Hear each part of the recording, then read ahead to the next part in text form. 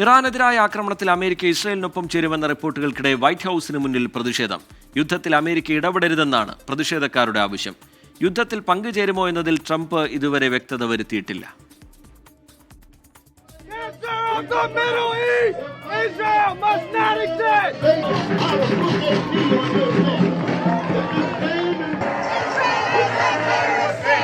യുദ്ധത്തിനു വേണ്ടിയല്ല, ജനങ്ങളുടെ ആവശ്യങ്ങൾക്ക് വേണ്ടിയാണ് പണം ചെലവഴിക്കേണ്ടതെന്ന പ്ലക്കാർഡുകൾ ഉയർത്തിയായിരുന്നു പ്രതിഷേധം.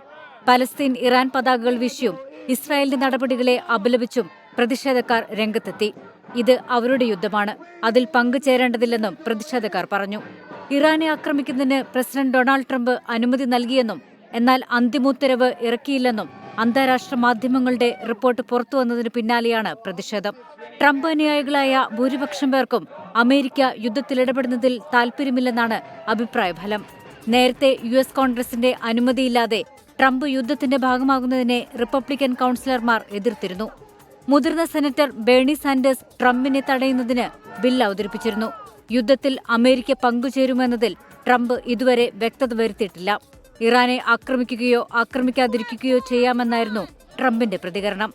ആക്രമണത്തിന് മുതിർന്നാൽ പരിഹരിക്കാനാകാത്ത നാശനഷ്ടമുണ്ടാകുമെന്നാണ് ഇറാന്റെ മുന്നറിയിപ്പ്. International desk 24.